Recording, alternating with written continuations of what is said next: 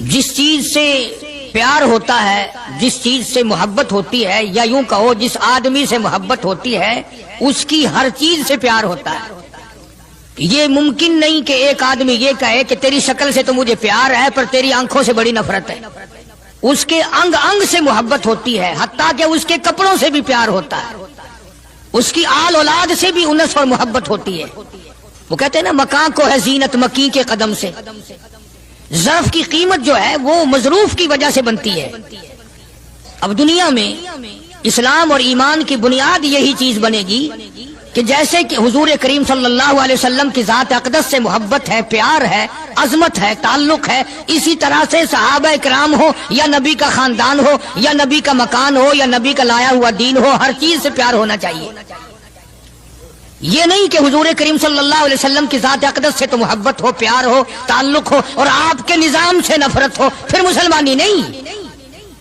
خاندان نبوت سے بھی پیار کرنا پڑے گا اور ہونا چاہیے۔ اسی لیے میری ایک بات دل کی تختی پہ لکھ کے لے جاؤ کہ ہمارے نبی کی بات بھی نرالی اور ہمارے نبی کی جماعت بھی نرالی، ہمارے نبی کی ذات بھی نرالی، شان بھی نرالی، شہر بھی نرالا، ملک بھی نرالا۔ کیا چیز عرض کر کے میں آپ کو سمجھاؤں؟ اللہ پاک کو کیا ضرورت پڑی تھی مکے مدینے کی گلیوں کی قسم کھانے کی؟ خدا کو شوق چڑھا کہ پتھروں کی قسم کھانا؟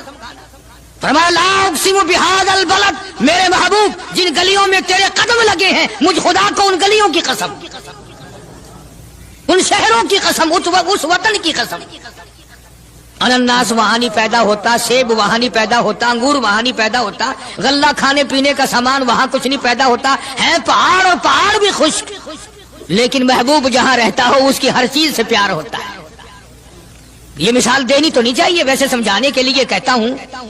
مجنو کو ایک اونٹ والا آدمی مل گیا، اس نے مجنو نے پوچھا کہ تو کہاں چلا ہے؟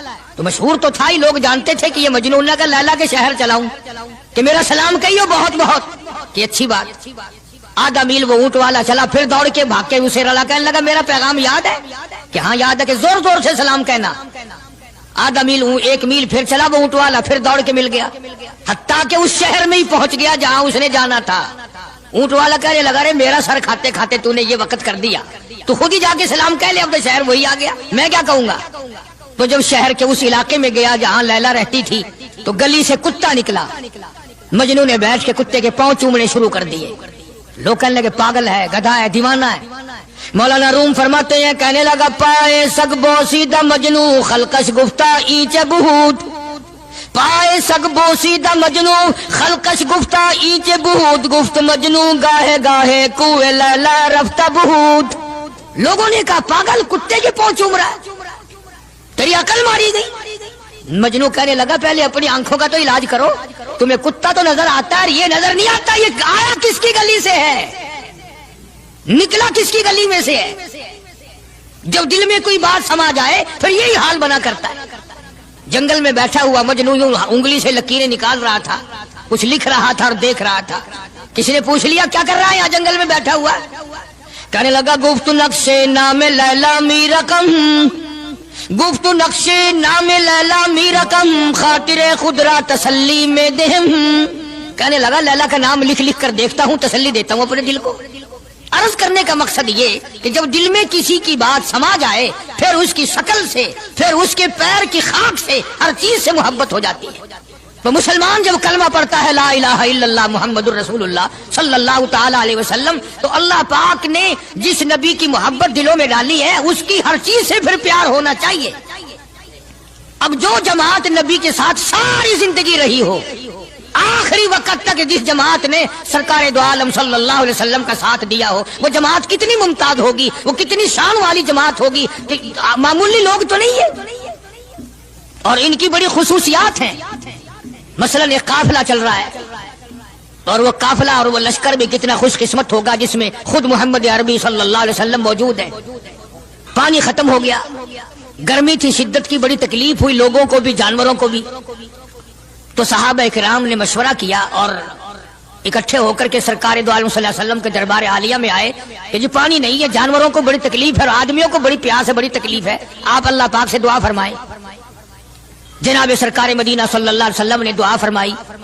اب آگائی میرے محبوب موسیٰ علیہ السلام نے بھی پانی مانگا تھا، میں نے ان کو پانی دیا اس طریقے سے قرآن کہتا اضرب بعصاک الحجر، لکڑی پتھر میں مارو.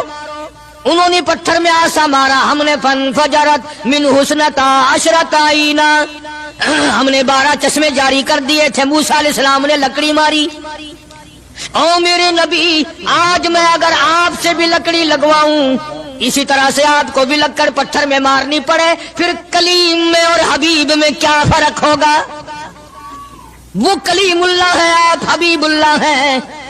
آپ کو لکڑی مارنے کی ضرورت نہیں. یہ پیاری پیاری انگلیاں جو یتیم کے سر پہ پھرتی ہیں، یہ پیاری پیاری انگلیاں جو ہر صحابی کے ساتھ مسافہ ہونے میں ملتی ہیں، غریبوں کے لیے دعا کے لیے اٹھتی ہیں، میرے محبوب صلی اللہ علیہ وسلم یہی پیاری پیاری انگلیاں ایک پانی کے برتن میں آپ رکھ دیں، مجھے اپنی کبریائی کی قسم سارے قافلے کو ان انگلیوں سے نکلا ہوا پانی پلا دوں گا. چنانچہ آپ صلی اللہ علیہ وسلم نے ایک برتن میں انگلیاں رکھ دی، سارے جانوروں نے پانی پی لیا، سارے صحابہ کرام نے پانی پی لیا. اب میں نے عرض کر دیا ایک واقعہ اور آپ نے سن لیا، لیکن تہ کو آپ نہیں پہنچے. اصل تو میں بھی نہیں پہنچ سکتا، میرا ادراک اتنا کہاں کہ پیغمبر کی باتوں کو میں 100% سمجھ سکوں. نہیں سمجھے؟ ارے پانی اور چیز ہے. دنیا سوڈے پیتی ہے، شربت پیتی ہے، جوس پیتے ہیں، طرح طرح کی چائے پیتے ہیں، دودھ پیتے ہیں، طرح طرح کے ملکوں کا پانی پیتے ہیں، سب جگہ ایک ساری چیز پی ہوگی، ہزاروں مشروبات پیے ہوں گے، ہزاروں شربت پیے ہوں گے، ہزاروں قسم کے سکیش پیے ہوں گے، پر خدا کی قسم ابو بکر اور بلال اس جماعت کے جوان ہیں جنہوں نے حضور کی انگلیوں سے نکلا ہوا پانی پیا. یہ سعادت ہر ایک کو کیسے مل سکتی ہے؟ انہی لوگوں کو اللہ تبارک و تعالیٰ نے یہ مقام بخشا تھا کہ خداوند عالم نے ان کو اتنی بڑی عظمتیں عطا فرمائی. اور میں تو یہ کہا کرتا ہوں کہ صحابہ کرام کی نمازوں کو بھی ایک طرف رکھو، روزوں کو بھی ایک طرف رکھو، جہاد کو ایک طرف رکھو، ان کی فاقہ اور ان کا پیاسا مرنا اللہ کے راہ میں، ان ساری چیزوں کو ایک طرف رکھو. یہ بات ان کی کوئی کمی ہے کہ آنکھ بلال کی ہو اور امام الانبیاء کا چہرہ انور ہو؟ ہم تو ان لوگوں میں سے ہیں. ہمارے یہاں دارالعلوم دیوبند میں خزانے میں ایک چیز محفوظ ہے، 150 سال سے 150-200 سال سے ایک چیز موجود ہے. سال بھر میں کبھی خاص موقع پر اس کا دیدار کرایا جاتا ہے، زیارت کرائی جاتی ہے. یہ میں صفائی نہیں دے رہا، کئی لوگ کہتے ہوں گے جی دیوبندیوں کی صفائی دیتا ہے، بلکہ میں اپنا عقیدہ اور اپنے بزرگوں کا پروگرام بتاتا ہوں کہ ایسے تھے لوگ. دارالعلوم دیوبند کے خزانے میں ایک رومال ہے. وہ رومال وہ ہے جس رومال میں تقریباً 200 برس محمد عربی صلی اللہ علیہ وسلم کا استعمال کردہ پہنا ہوا جبہ مبارک لپٹا رہا. یعنی یہ رومال حضور صلی اللہ علیہ وسلم کا استعمال کردہ نہیں، آپ ان کے ہاتھ نے، آپ کے چہرے انور نے یا آپ کے بدن مبارک کے کسی حصے نے اس رومال کو استعمال نہیں کیا، اور نہ کوئی غلط بیانی ہوئی، بلکہ یہ ثابت ہے کہ اس رومال میں حضور صلی اللہ علیہ وسلم کا جبہ مبارک جو تھا وہ 200 برس تک لپٹا رہا. حضرت مولانا محمد قاسم صاحب نانوتوی رحمۃ اللہ علیہ نے اس رومال کو سونے کی ڈبیا میں رکھا ہوا ہے، اور اس رومال کی سارے اللہ والے زیارت کرتے ہیں کہ یہ سرکار مدینہ صلی اللہ علیہ وسلم کے کپڑے کو لگا ہے، خود آپ کے جسم کو بھی نہیں، آپ کے کپڑے کو لگا ہے. جو لوگ حضور کے کپڑے کو لگے ہوئے کپڑے کی بھی عزت کرتے ہو، ان کے اندر حضور کی محبت کتنی ہوگی؟ وہ سونے کی ڈبیا میں موجود ہے، اور کبھی کبھی اس کا خاص موقع پر اہتمام کے ساتھ اس کی زیارت کرائی جاتی ہے. نام پتہ بتانے کی مجھے اجازت نہیں ہے. یہاں پاکستان میں ایک جگہ ہے، وہاں پر حضور کریم صلی اللہ علیہ وسلم کی ریش مبارک، آپ کی داڑھی مبارک کا ایک بال سونے کی ڈبیا کے اندر اور ڈبیا، اور پھر اس میں بڑا کچھ عطر وغیرہ اس میں وہ سنبھال کے رکھا ہوا ہے، اور ایک بال مبارک میں سے 2-3 شاخیں اور نکلی ہوئی ہیں. میں یہ عرض کر رہا تھا کہ جو لوگ آپ کے نالین مبارک کی بھی عزت کرتے ہوں، ان کے خود اپنے دلوں میں کتنی محبت اور عظمت ہوگی. حدیث پاک کی ایک کتاب ہے جامع ترمذی، عربی مدارس میں پڑھائی جاتی ہے. اس کتاب میں سرکار مدینہ صلی اللہ علیہ وسلم کا حلیہ نقشہ موجود ہے. تمہارے دل میں تو کبھی یہ محبت بھی نہ اٹھی کہ کم سے کم ہم کبھی کتابوں میں حالات میں سنے تو صحیح آپ کی شکل مبارک کس طرح کی تھی، رنگ مبارک کیسا تھا، انگلیاں مبارک کیسی تھی، چہرہ انور کیسا تھا؟ کتابوں میں سب کچھ موجود ہے. तुम आदि बन गए दौड़े सुनने के, गलत बातें सुनने के, असल बात रह गई। तो मैं बताना ये चाहता हूं कि जामे तिरमिज़ी किताब जो है हदीस पाक की, उसमें आप सल्लल्लाहु अलैहि वसल्लम की चप्पल मुबारक का नक्शा है, आपकी नालैन मुबारक का नक्शा है, यानी सरकार दो आलम सल्लल्लाहु अलैहि वसल्लम की जूती मुबारक का नक्शा है। अब वो है उस जमाने की, बिल्कुल सादा चप्पल है, पहाड़ी किस्म की। तो मेरे बुजुर्गों का और मेरे अकाबिर का, उलमाए देवबंद का यह अकीदा है कि अगर कोई आंखों से वो नक्शा देख ले, तवज्जो करना, और दिल में ये ख्याल लाए हैं ये भी कोई जुत्ती है, बाटा वाले इतनी अच्छी बनाते हैं, सर्विस वालों की इतनी चप्पलें अच्छी हैं, फलाने मुल्क की इतनी अच्छी, अमेरिका में यूं बनती है, हमारे यहाँ कंपनियां यूं बनाती है, ये तो कोई खास चप्पल नहीं। हमारे बुजुर्गों ने लिखा है जिसके दिल में इतनी सी बात आई, ईमान चला गया, ईमान नहीं रहेगा, इसलिए कि उस जात की नालैन मुबारक की इज्जत भी फर्ज है। आई बात समझ में, यानी किस कदर अजमत है, किस कदर मोहब्बत है और किस कदर ताल्लुक है मोहम्मद अरबी सल्लल्लाहु अलैहि वसल्लम की जात से इन लोगों को। मौलाना रशीद अहमद साहब गंगोही रहमतुल्लाह अलैह रमजानुल मुबारक में मदीने पाक से मुरीद खजूरें ला के दे देते, तो आप मुरीदीन को खजूरें तकसीम फरमाते और फरमाते गुठलियां मुझे वापस कर दो, खजूरें खाकर गुठलियां वापस दे दो। हजरत क्या करते, उन गुठलियों को इकट्ठा करके हावन दस्ते में कूट कर सफूफ बनाकर रख लेते, और रमजान शरीफ में जिस पानी से रोजा इफ्तार करते वो गुठलियों वाला सफूफ उसमें मिलाकर पीते कि ये मेरे आका के शहर की गुठलियां हैं। कितनी बड़ी इज्जत है। उस जमाने में बिजलियां नहीं होती थी, चिराग जलते थे हुजूर करीम सल्लल्लाहु अलैहि वसल्लम के गुंबद खिदरा पे, जहां हर वक्त अल्लाह की रहमतें बरसती हैं। अल्लाह हर एक को ज़ियारत नसीब फरमाए। 24 घंटे फरिश्ते सलाम पढ़ रहे हैं, सलात पढ़ रहे हैं, दुरूद पाक पढ़ रहे हैं, चारों तरफ से रहमत ही रहमत बरस रही है। तो जैतून तेल जलता था, किसी मुरीद ने हजरत को लाके वो चिराग का बचा हुआ तेल, एक तो जैतून वैसे बकबका होता है, जैतून का तेल कोई जायकेदार नहीं होता, वैसे ही बकबका, और फिर उस चिराग का बचा हुआ जो जल चुका हो और भी ज्यादा बदबूदार हो जाता है। लेकिन मौलाना रशीद अहमद गंगोही रहमतुल्लाह अलैह को जब किसी ने लाके दिया तो हजरत ने वो बचा हुआ चिराग का तेल खड़े होके पिया। तो किसी ने पूछा हजरत ये क्यों? फरमाया तुझे क्या मालूम है, ये उस चिराग का बचा हुआ तेल है जो काली कमली वाले सल्लल्लाहु अलैहि वसल्लम के रोजा अक़दस पे जल रहा था। मौलाना मोहम्मद कासिम साहब नौनौतवी रहमतुल्लाह अलैह को किसी ने मदीने पाक से रुमाल ला के दिया, आप उसको चूमने लगे, आंखों से लगाने लगे। तो किसी ने कहा हजरत क्या चूम रहे हो, ये तो इटली का बना हुआ रुमाल है, मदीने में रुमाल थोड़े ही बनते हैं, ये तो इटली का फला मुल्क का बना हुआ, जर्मन का बना हुआ रुमाल है, आप चूम रहे हैं इसको, ये मदीने में थोड़ी फैक्ट्री को रुमालों की कारखाना है। फरमाया नहीं ठीक है, मुझे भी पता है बनाया जर्मन वालों ने है, बना इटली में है, लेकिन ये बात तो देख, मैं तो इसलिए चूम रहा हूँ कि मदीने की हवा इसको लगी है, मदीना मुनव्वरा की इसको हवा लग गई है, इसलिए मैं मोहब्बत में चूम रहा हूँ। अर्ज करने का मकसद ये कि इन लोगों के दिलों में प्यार होता है तो प्यार के इजहार के तरीके होते हैं, मोहब्बत कभी नहीं छुपी रहा करती। मौलाना मोहम्मद कासिम साहब नौनौतवी रहमतुल्लाह अलैह जब मदीने पाक पहुंचे, कई मील इधर कोई जूता उतार दिया, रात का वक्त था, पैर जख्मी हो रहे हैं, सवारी खाली चल रही है। किसी ने अर्ज किया हजरत सवारी पे सवार हो जाओ, पांव जख्मी हो रहे हैं। फरमाया मदीना मेरे आका का शहर है, सवारी पे चढ़कर दाखिल होते हुए मदीने पाक में शर्म आती है, मदीने जैसे शहर में सवारी पे चढ़कर दाखिल हूं। चुनाचे जितने दिनों मदीने पाक में रहे जूता नहीं इस्तेमाल किया, जूता नहीं पहना मदीने पाक में रहते हुए मौलाना मोहम्मद कासिम नौनौतवी रहमतुल्लाह अलैह ने। तो शागिर्दों ने पूछा हजरत पथरीला इलाका है, ठोकरें लगती हैं, आप ऐसा न करें। फरमाया भाई डर लगता है कहीं मेरा जूते वाला पैर उस जगह पर ना कि पड़ जाए जहां मेरे आका हजरत मोहम्मद रसूलुल्लाह सल्लल्लाहु ताला अलैहि वसल्लम के कदम मुबारक लगा। इतनी अजमत, इतना प्यार, इतना अदब।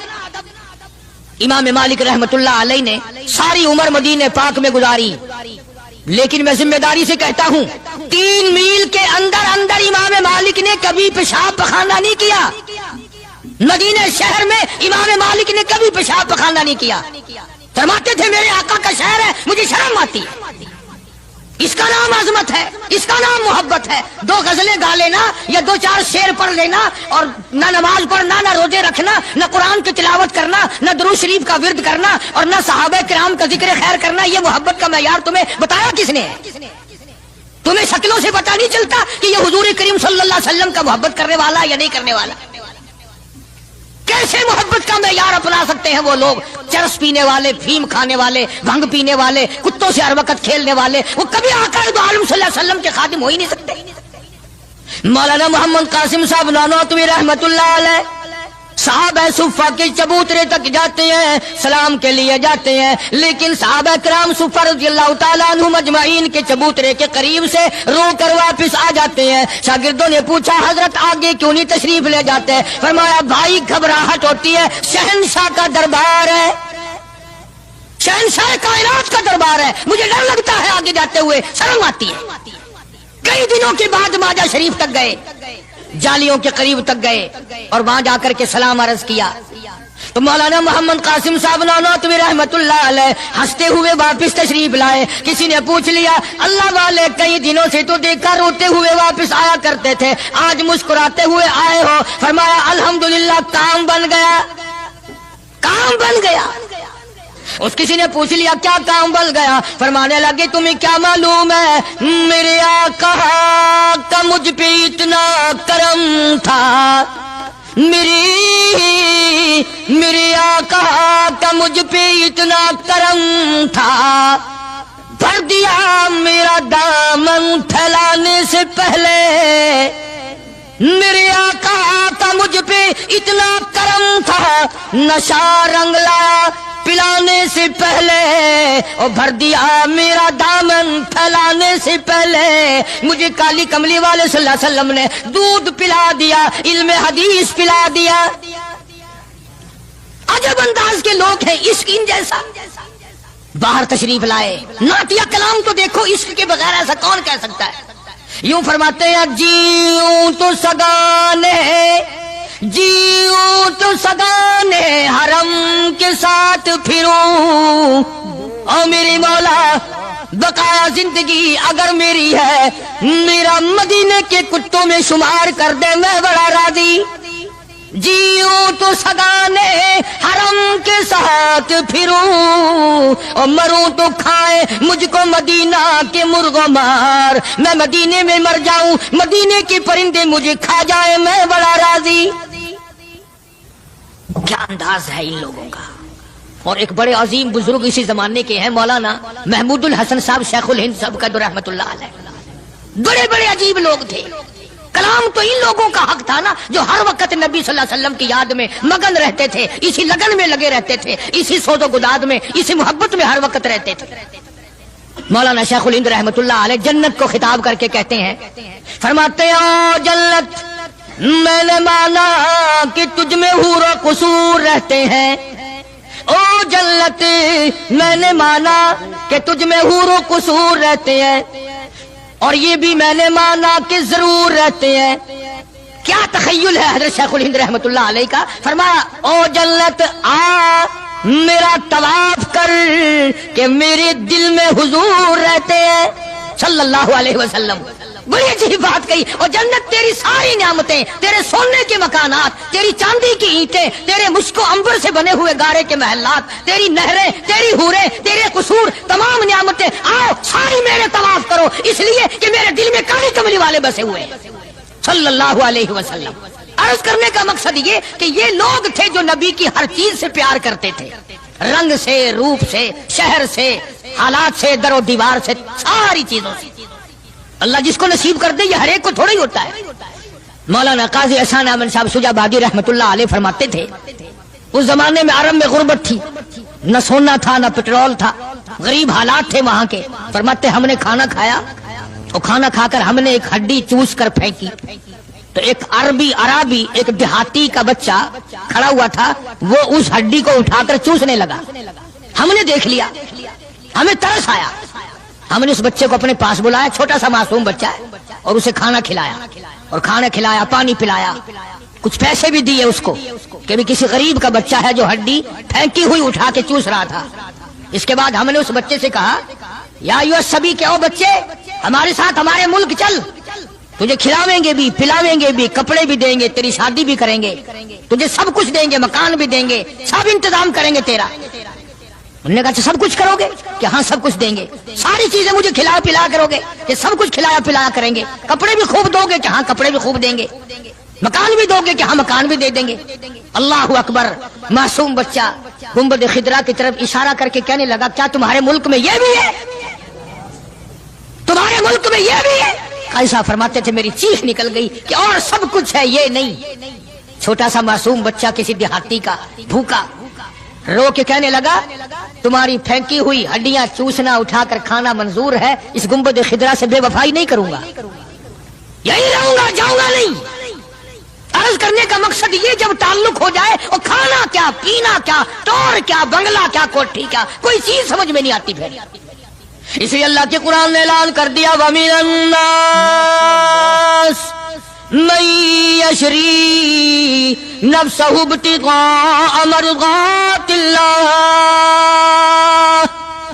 اللہ تعالیٰ خود اعلان کرتا ہے بعض لوگ وہ ہیں جنہوں نے میرے ساتھ کاروبار کیا، جنہوں نے معاملہ کیا، جنہوں نے میرے ساتھ دھندا کیا، لین دین کیا. مَن يَشْرِي نَفْسَهُ ابْتِغَاءَ مَرْضَاتِ اللَّهِ. کچھ لوگ ایسے ہیں، اللہ پاک قرآن میں اعلان کرتا ہے کچھ لوگ ایسے ہیں جنہوں نے میری ساتھ کاروبار کیا، خرید و فروخت کی، حالات یہ بنائے، میری رضا خرید لی، اپنی جان میرے حوالے کر دی، میری خوشنودی خرید لی، میری رضا مول لے لی، میری اطاعت مول لے لی، میری ذات اپنے لیے وقف کر لی. نفسہ ابتغاء مرضات اللہ واللہ رؤوف بالعباد. ایسے لوگوں کے لیے میری شفقتیں ہیں، ایسے لوگوں کے لیے میری مہربانیاں ہیں، ایسے لوگوں کے لیے میرا لطف اور کرم ہے، میری عطا اور بندہ نوازی ایسے لوگوں کے لیے ہیں جو میری ساتھ کاروبار کریں. جان مجھ ہے تو میری دی ہوئی لیکن وہ میرے حوالے کر دیں، میں جب اسلام ایمان قرآن کے لیے چاہوں ان کی جان کو لے کر استعمال کر سکتا ہوں. اور آگے قرآن کریم نے جو بات فرمائی وہ بڑی عجیب ہے.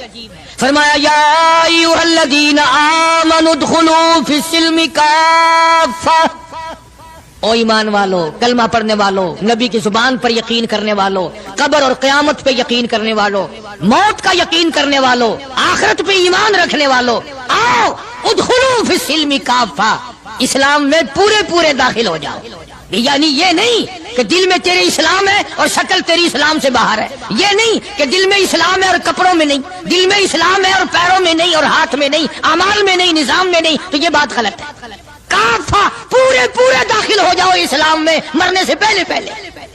یہ نہیں ہے کہ دل میں تو محبت رکھو حضور کریم صلی اللہ علیہ وسلم کی اور تعلق، اور ویسے رکھو جی انگریز بہت اچھے ہیں جی، کیا کہنا انگریزوں کا، یہودی بہت اچھے ہیں، بہت اچھے ہیں، دنیا میں بڑے ترقی یافتہ ہیں. جی یہودیوں کی ریس کون کر سکتا ہے؟ خدا اس بات سے ناراض ہے. فرمایا ارے یہودی کیا کریں گے، سینکڑوں ہزاروں یہودی مل کر، کروڑوں یہودی مل کر نعوذ باللہ میرے بلال کی پیر کی اڑی ہوئی خاک کا مقابلہ نہیں کر سکتے. رہی بات دیانت و امانت کی کہ صاحب انگریز بڑی دیانت سے کام لیتے ہیں، یہ تو ہماری غلطی ہے، اسلام کی غلطی تھوڑی ہے. یہ اسلام نے تھوڑی سکھایا کہ منہ میں اللہ اللہ کرو اور دل میں کچھ اور بسا کر کے رکھو، یہ بات تو قرآن نے نہیں سکھائی.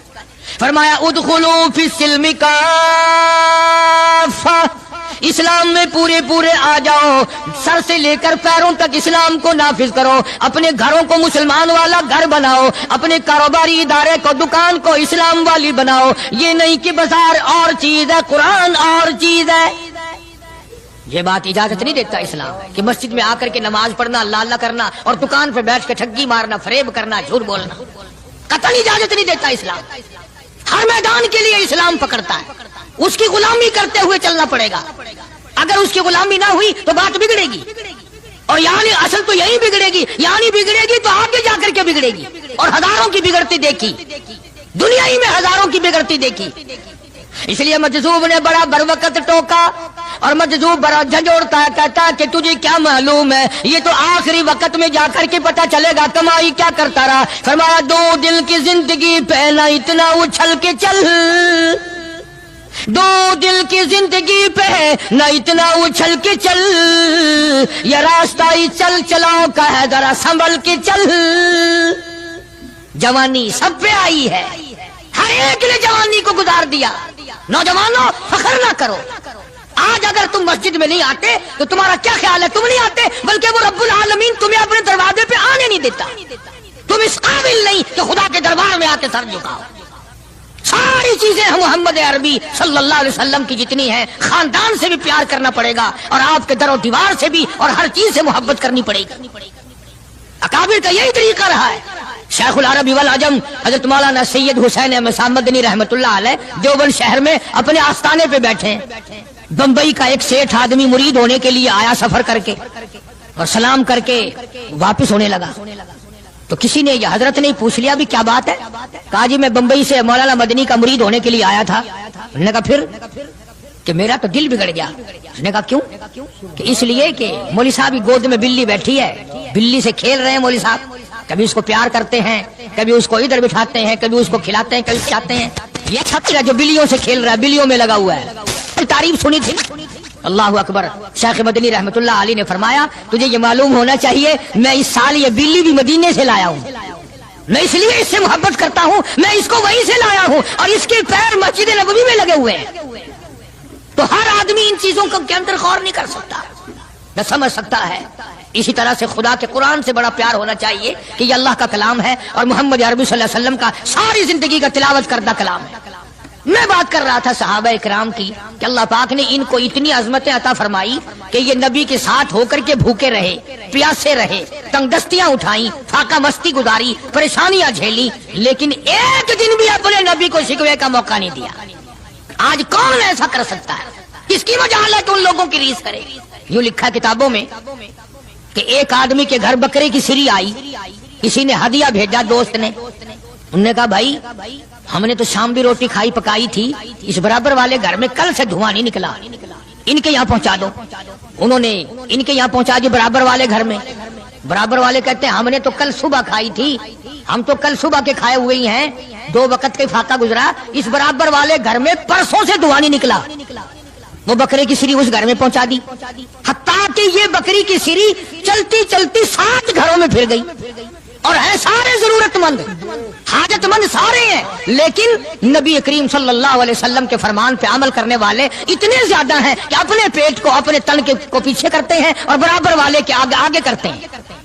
وہ سری بکری کی گھومتی گھومتی پھر اس پہلے گھر میں ہی آ گئی۔ ارے اس سے بڑھ کر ان لوگوں کی مثال کون قائم کرے گا کہ جنگ میں ایک صحابی زخمی ہے اور بڑا زیادہ زخم کھائے ہوئے پڑا ہے، اور کسی کے ہاتھ اطلاع بھیجی کہ میرے بھائی کو کہنا اگر میری زندگی تک آ سکے جلدی مجھے 2 گھونٹ پانی کا پلا جائے، بڑی سخت پیاس لگی ہے۔ اطلاع ملنے پر وہ پانی لے کے دوڑا، اور یہ پیاسا ہے، آخری وقت ہے، پانی کے لیے پانی پیالے میں ڈالا۔ برابر میں بھی ایک اور آدمی زخمی پڑا تھا، صحابی ہے حضور کریم صلی اللہ علیہ وسلم کا، اس نے بھی آواز دے دی بھائی اپنا بھی آخری وقت ہے بھائی، اگر 2 گھونٹ زیادہ ہو تو ہمیں بھی دے دینا، ہم بھی اپنا حلق گیلا کر لیں گے۔ وہ پہلے والا کہتا ہے جس نے منگوایا تھا، انہوں نے کہا میرا اللہ مالک ہے، پہلے اس کو پلا، میرا اللہ مالک ہے، پہلے اس کو پلا۔ جب اس کے پاس گیا تو تیسرے نے آواز دے دی بھائی 2-4 قطرے بقایا ہو تو ہمیں بھی دے دینا بھائی۔ اس نے دوسرے کی طرف اشارہ کر دیا کہ پہلے اس کو پلا، تیسرے کی طرف گیا تو چوتھے نے آواز دے دی، اور جب چوتھے تک پہنچا وہ اللہ کے یہاں جا چکا تھا۔ خدا کی قسم یہ واقعات بنائے کسی نے نہیں، ارے محبت تو اس کو کہتے ہیں۔ چاروں کے چاروں حوض کوثر پہ تو پہنچ گئے مگر پانی کسی نے نہ پیا۔ کون ان لوگوں کی ریس کرے گا؟ کر ہی نہیں سکتا۔ نگاہ نبوت نے ان کو خدا جانے کہاں پہنچا دیا تھا۔ آج میرے تیرے دل میں یہ کس طرح سے برتری آئے دوسرے کی، ہمارے ہاتھ لگ جائے ایک مرتبہ کچھ پھر دیکھو تماشا۔ جب تک نہ ہاتھ لگے، تم بھی حاجی ہو میں بھی غازی ہوں، اس وقت تک سارے مسئلے بھی کرتے ہیں، اور ہاتھ لگ جائے پھر دیکھو کتنی گڑبڑ کرتے ہیں۔ اس لیے میں عرض کر رہا تھا کہ یہ لوگ سارے جہان میں نرالے ہیں، ممتاز شان ہے صحابہ کرام رضوان اللہ تعالی علیہ مجمعین کی جماعت کی، جن کو تعلیم نبی نے دی ہو، جن کی تربیت نبی کریم صلی اللہ علیہ وسلم نے کی ہو، اور جن کا پیر امام الانبیاء ہو، جن کا پیر کالی کملی والا ہو، جن کے بچوں کے حلقوں میں تحنیک یعنی گھٹی حضور کریم صلی اللہ علیہ وسلم نے دی ہو، اور جن کے گھروں میں حضور خود تشریف لاتے ہوں۔ کیا کہنا ان لوگوں کا؟ سیدہ ام ہانی رضی اللہ تعالی عنہا، یہ بیت اللہ شریف میں جدھر اذان ہوتی ہے پیچھے کر کے جگہ نا جہاں زیادہ بیٹھ کر لوگ قرآن کریم پڑھتے ہیں، یہ مکان ہے سیدہ ام ہانی رضی اللہ تعالی عنہا کا۔ حضور کریم صلی اللہ علیہ وسلم یہاں دوپہر کے وقت آرام فرمایا کرتے تھے، تو گرمی تھی، پکھا بھی جلتی، اور جہاں پسینے کا قطرہ دیکھتی انگلی سے لے کر اپنی شیشی میں بند کر لیتی۔ صحابہ کی جماعت وہ نرالی جماعت ہے جنہوں نے نبی کے پسینے کی بھی حفاظت کی ہے۔ تو سید ام ہانی میرے آقا محمد عربی صلی اللہ علیہ وسلم کے پسینے مبارک کو عطر کی جگہ استعمال کرتی تھی. عرض کرنے کا مقصد یہ کہ ہم لوگ آخر یہ باتیں صرف سنتے ہی رہیں گے. کب اپنی شکل بدلو گے, کب اپنا لباس بدلو گے, کب اپنے گھر کا حال بدلو گے؟ اور بگڑتا جا رہا ہے, دن بہ دن اور بگڑتا جا رہا ہے. مجھے ڈر ہے اس بات کا, جب میرا تیرا گھر سے جنازہ اٹھے شاید گھر میں تو کلمہ پڑھنے والا بھی ہوگا کہ نہیں. بڑا مشکل مسئلہ بن گیا. بچوں کو ہم کلمہ نہیں سکھاتے, ہمارے بچے جو ہیں وہ دین نہیں سیکھتے. اور تجربہ کر کے دیکھ لو, اسکول میں بچوں کو بھیجو نا, خود بخود دوڑے دوڑے جاتے ہیں, نہاتے ہیں, دھوتے ہیں, تختی اٹھاتے ہیں, بستہ چار کرتے ہیں بچے. تو قرآن کریم کے درس میں بچے کو داخل کرو, گھسیٹ کے لانا پڑتا ہے, بچہ ہٹتا ہی نہیں. گھسیٹ کے لانا پڑتا ہے, کھینچ کھینچ کے لاؤ, ڈنڈے مار مار کے پڑھاؤ بڑی مشکل سے. اس کی وجہ آپ نے کبھی سوچی ہے کہ قرآن کریم کے مدرسے میں پھانسی کھانا تو لگا ہوا ہے. بھائیو یہ بیان آپ کو بہت پسند آیا ہوگا. اگر پسند آیا ہو تو ہم کو لائک اور شیئر اور سبسکرائب کرنا نہ بھولیے. جزاک اللہ خیرن کثیرن کثیرا.